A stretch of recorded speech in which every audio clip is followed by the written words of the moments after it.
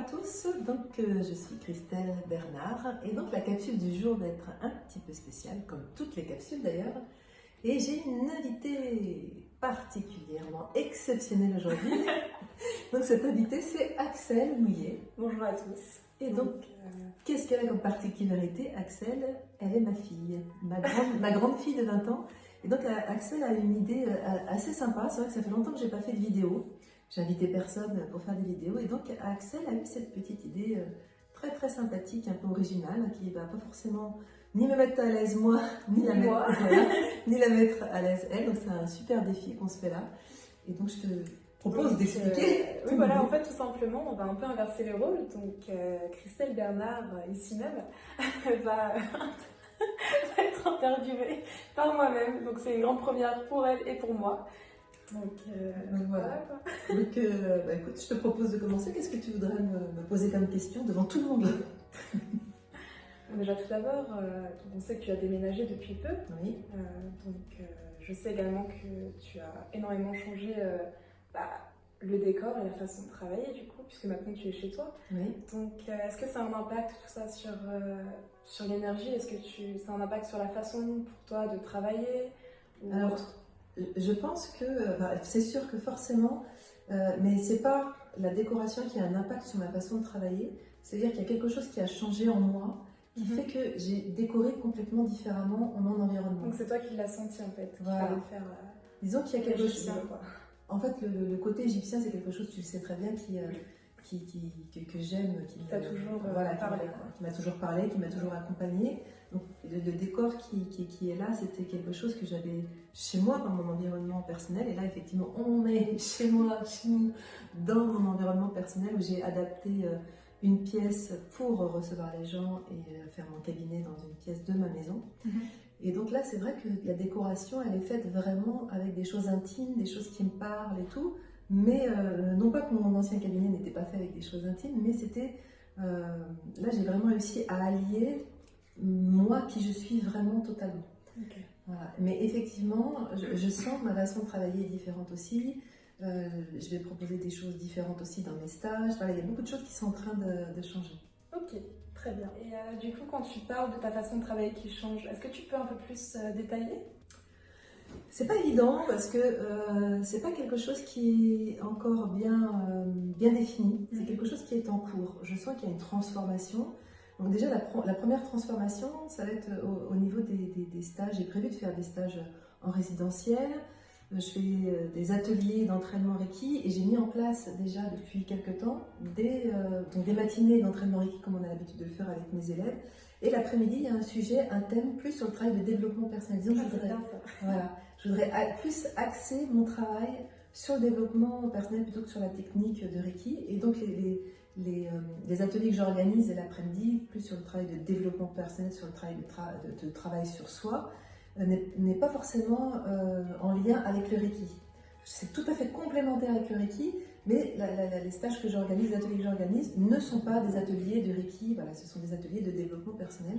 Et donc la grande nouveauté, c'est ça, c'est d'oser sortir du Reiki. Et la deuxième nouveauté, c'est de travailler avec une équipe, avec des gens qui m'accompagnent.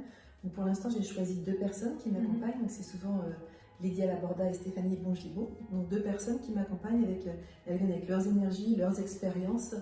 Et elles m'aident à organiser ces ateliers de développement personnel. Et donc notre but, en fait là pour l'instant on présente des ateliers, c'est d'organiser des stages résidentiels. Donc en 2020 il va y avoir des stages résidentiels de développement personnel. Donc stage résidentiel, ça veut dire que je vais louer un endroit et dans lequel je vais inviter des gens à venir participer. On va être en connexion, voilà, on va dormir ensemble dans le même lieu, on va déjeuner et dîner ensemble et on organisera des stages différents. Et Lydia et Stéphanie sont partantes pour m'accompagner dans ce beau projet. Donc là maintenant on va bientôt arriver en décembre, donc il va bientôt y avoir le défi des 21 jours de Reiki. Oui. Donc est-ce que tu peux nous en dire un peu plus sur cette méthode? Alors, les défis des 21 jours, c'est quelque chose que j'ai mis en place. Et donc, je suis ravie parce que là, ça fait longtemps que tu n'as pas participé. Très longtemps. Voilà. Et là, tu t'es décidée à y participer. C'est pour ça que tu me poses la question d'ailleurs. Oui. Donc, parce que tu as été initiée toi aussi au Reiki. Bien sûr, bien entendu. Il y a combien de temps tu avais quel âge quand tu as été initiée au Reiki? j'avais 16 ans ou 17 ans. 16 ans, je crois, avec Maëlle. Il me semble. Non, 17 ans, je crois. Ouais. Donc, Bref, ça fait 3 ans déjà, je crois. D'accord. Ou 4. Okay. Et depuis, je n'ai pas refait les défis des 20 ans. Mais ça fait pas dire. Non, C'est pour ça que je suis mal. Non, je rigole, c'est bien. C'est bien que tu oses le dire parce que ça montre que je ne mets pas la pression, même à ma propre fille, je ne mets pas la pression. Pas du tout. Voilà. Et d'ailleurs, naturellement, c'est toi qui reviens aujourd'hui et qui souhaite participer à ce défi, donc, et ça avec grand plaisir. Donc ce défi des 21 jours d'auto-traitement, c'est quelque chose qui m'est venu parce que moi, quand j'ai eu mes initiations de Reiki, j'ai reçu 3 enseignements de Reiki différents et jamais on m'a parlé de ces 21 jours d'auto-traitement à faire après être initié au Reiki, comme on entend dans la plupart des enseignements de Reiki. Dès qu'on est initié au Reiki, qu'on a reçu les 4 syntonisations, derrière on doit faire 21 jours d'auto-traitement pour finir le travail des syntonisations. Donc moi, quand j'ai appris l'auto-traitement, en fait, je l'ai fait tout le temps. J'ai trouvé ça tellement extraordinaire que même 21 jours, ça m'aurait paru trop léger et trop rapide par rapport au bienfait que ça m'apportait. Donc je n'ai jamais fait 21 jours d'auto-traitement. Et puis donc au début, je pratiquais l'auto-traitement, moi, contrairement à toi, tout le temps. Au contraire. Voilà, tout le temps. Et puis quand j'ai commencé à faire des séances sur les autres, j'ai ressenti moins le besoin d'en faire des autotraitements pour moi, sauf quand j'étais malade, évidemment, quand j'étais pas bien. Et puis de plus en plus d'élèves me demandaient, mais pourquoi nous, on n'a pas les 21 jours d'autotraitement à faire partout, on entend dans les écoles, tout ça.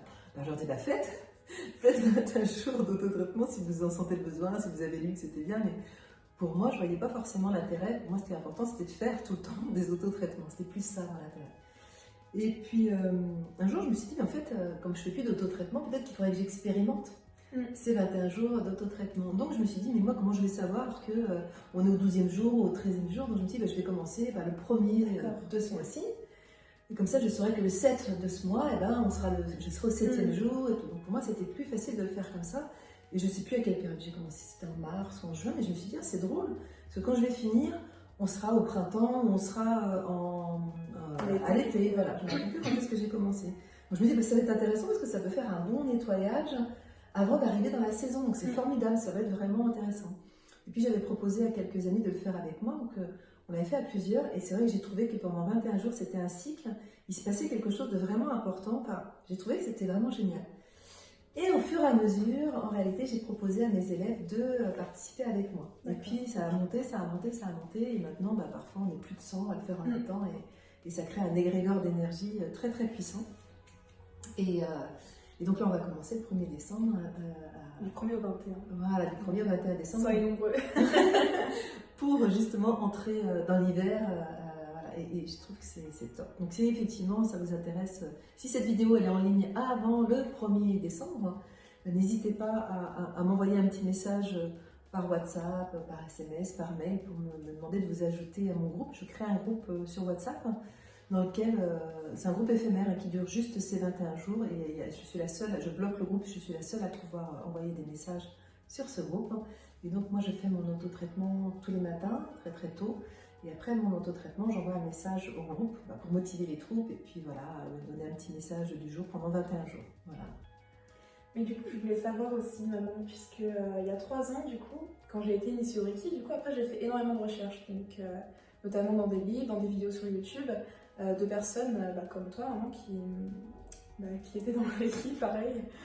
Et en fait, je me suis rendu compte que ça n'a rien à voir avec ta méthode de travail, puisque toi, après tu me dis, je me trompe peut-être, mais toi je trouve que c'était plus dans le développement personnel, de développement sur soi, quoi, plutôt que de la technique. Donc est-ce que tu peux nous expliquer un peu plus en détail ta façon de travailler en fait? Alors c'est une question qui est très très très intéressante, parce qu'effectivement, je pense que ce qui me différencie peut-être d'autres praticiens de Reiki, c'est que moi, ma quête personnelle, elle est toujours de développement personnel, de travail sur soi, bien que je n'aime pas du tout ce mot travail, mais toujours de connaissance de soi.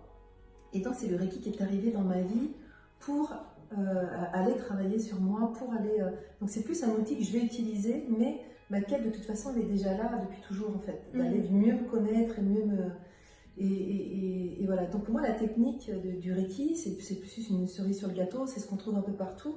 Et c'est pas ce que je préfère. Voilà, la technique c'est facile à transmettre, même n'importe qui dans un bouquin, sur une vidéo, va pouvoir apprendre ou poser les mains, quoi faire. Enfin voilà, pour moi ça c'est basique et c'est pas ce qui m'intéresse, même si évidemment, quoi qu'il arrive, j'aime transmettre, donc mais je vais dans le plaisir de la transmission plutôt que dans la technique.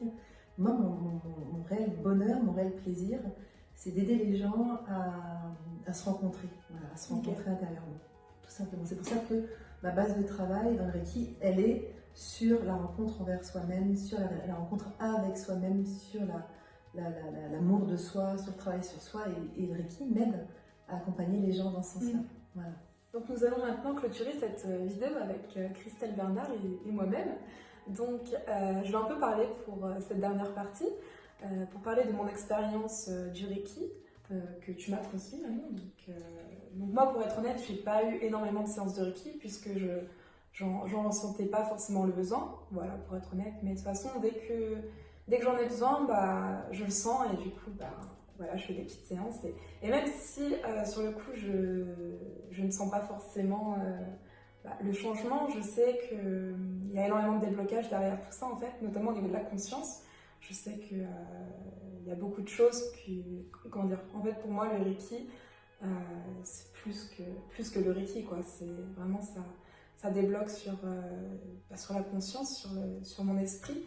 Donc après voilà, je sens que j'ai une conscience assez évoluée pour mon âge. Après, enfin, voilà, toi, qu'est-ce que tu en penses? Ouais, je pense aussi, et je pense que ce qui est intéressant de dire, c'est que moi, je t'ai fait quelques séances de Reiki, beaucoup quand tu étais petite et tout, et là, on arrive à un moment donné où c'est vrai que je t'envoie vers des copines à moi qui font du Reiki, et là, le travail se fait beaucoup plus profondément. Ouais. Enfin, voilà, quand avec quelqu'un d'autre qu'avec ta propre mère, je trouve que c'est aussi important de le dire, que même si... Peut-être que ça y joue, hein, le fait que ce soit d'une aide extérieure. Ouais. Voilà. Puis même, pour parler de toi, quand même, je sens qu'il y a quand même... Enfin, quand je t'observe, je t'ai connue avant, en fait, que tu commences le Reiki, et maintenant. Et je me trompe peut-être, hein, mais en tout cas, moi, d'un point de vue extérieur, je trouve que depuis que tu as commencé le Reiki, tu es quand même une femme assez épanouie, quoi, quand même. Oui. Donc... T'as vu le changement, t'as vu le travail que ça n'a rien à voir. Ouais. Tu t'es ouverte, en fait. Il y a eu un avant et un après. Ouais. Il y a un gros changement pour ceux qui la connaissaient avant, et maintenant je pense que vous voyez de quoi je parle. Mais, mais toi aussi tu dois le sentir. Oui, c'est énorme, il y a une liberté intérieure. Voilà, j'ai compris que la liberté, elle n'était pas extérieure, elle ne venait pas d'une personne extérieure, elle venait même pas du Reiki, même d'un mon Reiki, mais par contre elle venait de nous intérieurement, et le Reiki m'a aidé à ça.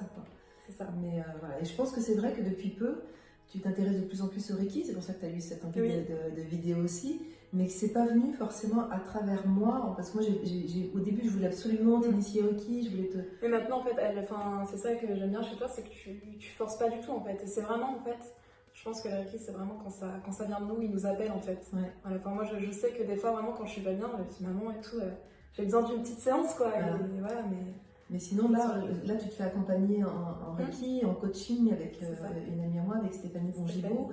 Et depuis que tu fais des séances avec elle, je sens qu'il y a vraiment quelque chose qui se passe et c'est génial quand tu...